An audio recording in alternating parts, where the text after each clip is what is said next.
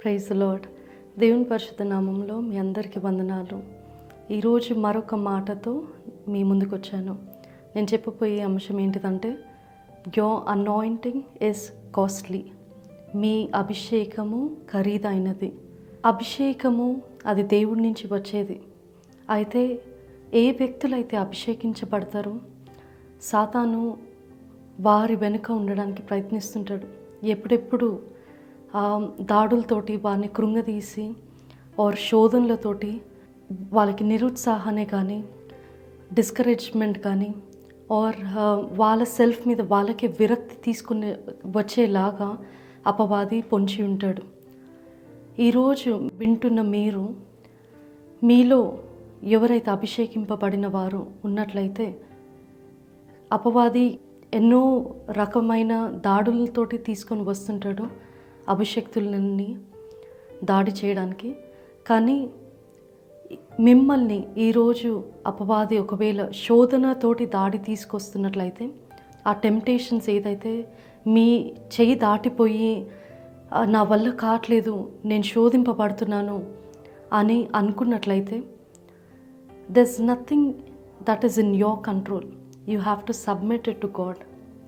దేవుడికి అప్పగించినట్లయితే, God is the God who controls your mind, your thoughts, your emotions, everything, your surroundings. కానీ మీరు చేయవలసింది ఏంటిదంటే, అపవాది దాడులకి మీరు లొంగకుండా, రాజీ పడకుండా చూసుకోవాలి. Do not compromise your anointing for the sake of temptation.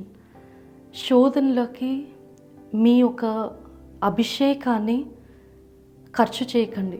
ఆ అభిషేకం అనేది ఎంతో ఖరీదైనది. అది దేవుడు మీకు ఇచ్చాడు. దావీదు సౌలు జీవితంలో కూడా మనం చూసినట్లయితే, ఇద్దరు రాజైన సౌలు దావీదు ఇద్దరు కూడా అభిషేక్తులు, దేవుని చేత అభిషేకింపబడిన వారు.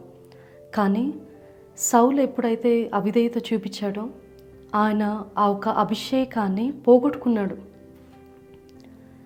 మనం అనుకుంటాము, ఎలా పోతుంది అభిషేకం, దేవుడు ఇచ్చాడు కదా, ఒకసారి దేవుడు ఇచ్చాడంటే అది ఉండిపోతుంది అని అనుకుంటాం. కానీ అభిషేకము ఉంటుంది. దావీదులో కూడా దావీదు ఎప్పుడైతే పాపం చేశాడో ఆయన అభిషేకింపబడిన వ్యక్తియే. కానీ ఎప్పుడైతే పాపం చేశాడో, పాపం చేసినప్పుడు ఆయనలో ఉన్న అభిషేకము, ఆ ఒక శక్తి తగ్గిపోయింది, ఆ పవర్ తగ్గిపోతుంది. అందుకనే 51వ కీర్తనలో కూడా దావీదు ఏం రాస్తాడంటే, నీ సన్నిధిలో నుండి నన్ను త్రోసివేయకము, నీ పరిశుద్ధాత్మ నాలో నుండి తీసివేయకము అని దావీదు రాస్తాడు. ఎందుకంటే అభిషేకింపబడిన వ్యక్తులు ఎప్పుడైతే పాపము చేస్తారో, తెలిసి ఇంటెన్షనల్ సిన్స్, అది బుద్ధిపూర్వకముగా ఉద్దేశపూర్వకంగా ఎప్పుడైతే పాపము చేస్తారో, you will lose the power, the essence in your anointing. ఎందుకంటే మీ ఒక అభిషేకం ఎంతో ఖరీదైనది. దేవుడు సామాన్య వ్యక్తులందరికీ ఇవ్వడు. ప్రత్యేకింపబడిన వారికి దేవుడు అభిషేకం ఇస్తాడు. కానీ ఆ అభిషేకాన్ని నిలబెట్టుకోవాలి అంటే, పాపము జోలికి పోకుండా, పాపాలకి గురి కాకుండా, శోధనలోకి లొంగిపోకుండా, వాటికి whenever you give in to those temptations, అప్పుడు అపవాదికి చోటు ఇచ్చినట్టయితుంది. You will lose the power. మీరు దేవుడి సేవ చేస్తూనే ఉంటారు, కానీ ఆ శక్తి ఉండదు, ఆ ఒక ఇన్ఫ్లుయెన్స్, ఇంపాక్ట్ అనేది, ఆ మహిమ అనేది ఉండదు.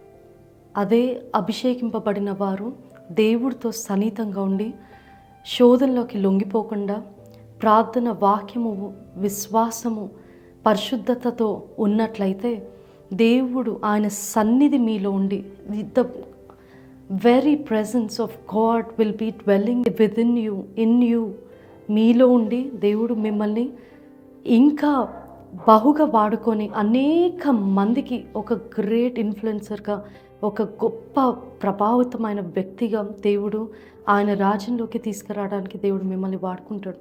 సో మీ అభిషేకము ఎంతో ఖరీదైనది. కాబట్టి చాలా జాగ్రత్తగా, ఎంతో భయముతో, భక్తితో దేవుడి ఎదుట ఉన్నామని గ్రహించి, పాపం జోలికి పోకుండా, శోధనలోకి లొంగిపోకుండా, మన తలంపులు కానీ ఆలోచనలు కానీ అన్నిటినీ పరిశుద్ధంగా పెట్టుకొని ఉన్నట్లయితేనే అప్పుడు దేవుడు మీ ద్వారా దేవుడు మహిమ పొందగలుగుతాడు. దేవుడి మాటల్ని దీవించును గాక. ఆమేన్.